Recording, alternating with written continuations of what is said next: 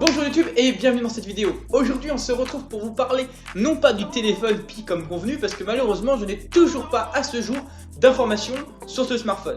C'est un smartphone qui devrait sortir au cours de ces derniers mois. On attend toujours, mais Elon Musk a décidé de tarder les choses. Donc sachez-le, je n'ai pas oublié de faire cette vidéo et je la sortirai dès que le smartphone sera commercialisé en France.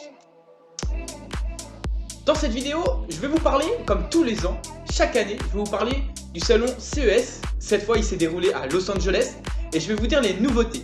Alors, je ne sais pas si vous vous rappelez, l'année dernière, je vous avais parlé de la grande nouveauté qui était Ameca. Alors, qu'est-ce qui est devenu Ameca?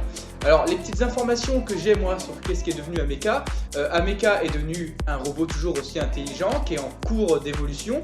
Mais rappelez-vous, il y avait ce petit problème, c'est que Ameca n'avait pas de jambes. Et là, avec les informations que j'ai pu récolter, ils ont mis des jambes pour que Ameca puisse se déplacer. Donc, ça reste très intéressant. Mais avant de commencer cette vidéo, si tu es nouveau sur cette chaîne, n'hésite pas à t'abonner, n'hésite pas à activer la cloche de notification et surtout à liker la vidéo.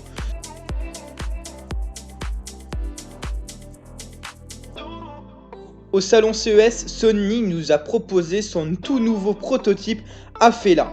Afeela est un véhicule 100% autonome, 100% connecté, 100% électrique. On est sur un véhicule qui est riche, un véhicule intéressant et je trouve plutôt pas mal du choix de proposition par Sony. Sony nous propose des véhicules, en tout cas un véhicule qui pourrait écraser toute la concurrence. Il sera commercialisé en 2026 et en précommande en 2025. Ce véhicule peut monter de 0 km/h à 100 en 4 secondes, ce qui est vraiment énorme. On n'est pas sur le véhicule le plus puissant en électrique, mais on est sur le véhicule le plus intéressant. Petite nouveauté, contrairement à toutes les voitures connectées, j'ai jamais vu ça. Là, on va être sur un véhicule qui va avoir un écran, la calandre de votre véhicule, vous indiquant la charge, vous indiquant l'autonomie du coup, et vous indiquant quelques publicités. Alors là, ça a montré Spider-Man pour montrer ce que ce véhicule est capable de faire, mais en tout cas, ce qui est intéressant, c'est que ça va vous dire la charge. Et vous dévorez votre véhicule, hop, il vous dit vous êtes à 30%. Ce véhicule peut voir en 360 degrés, ce qui est énorme. Il a 45 capteurs et caméras. Il va s'adapter au panneau de kilométrage, donc il va les lire. Il va s'adapter à beaucoup de choses. Et je trouve ça très intéressant parce que là, on est sur un concept qui est beaucoup plus peaufiné, beaucoup plus design. Au salon CES, Samsung a proposé plusieurs télés, leurs nouvelles technologies de OLED qui sont sorties d'ailleurs récemment. Mais aussi, ce qui est très intéressant, ils nous ont proposé donc du coup une télé display qui est sans câble, sans rien. C'est une télé qui est assez lourde, hein, je le reconnais, elle pèse 12 kg, mais elle a une autonomie qui est assez conséquente et ça vous permet de ne pas avoir de câble et de faire quelque chose de plutôt correct. Donc c'est assez intéressant. Tous les mois, il me semble qu'il faut la recharger. Voir, on a un truc qui est vraiment très joli. Alors c'est vrai qu'il propose une autonomie très intéressante, mais on est sur des télés qui sont malheureusement très lourdes. Là sur cette télé là on propose 12 kg, ça reste assez conséquent.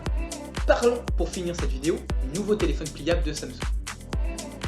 Alors quand je parle de display, en fait c'est pour les télés mais aussi pour les téléphones, Samsung nous a proposé là une nouvelle technologie qui n'est pas encore commercialisée, le Flex Hybrid. Le but de Flex Hybrid, c'est d'avoir un téléphone non pas qui se déplie mais un téléphone qui s'étire.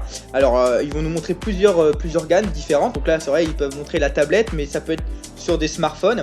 Le but en fait le moins possible d'avoir une pliure et d'avoir plus grand écran. D'ailleurs celui-là il passe de 11 pouces à 13 pouces en le dépliant. Donc c'est très intéressant. Hey, merci d'avoir vu cette vidéo. Si t'es nouveau, abonne-toi et à très bientôt sur YouTube. Bye bye.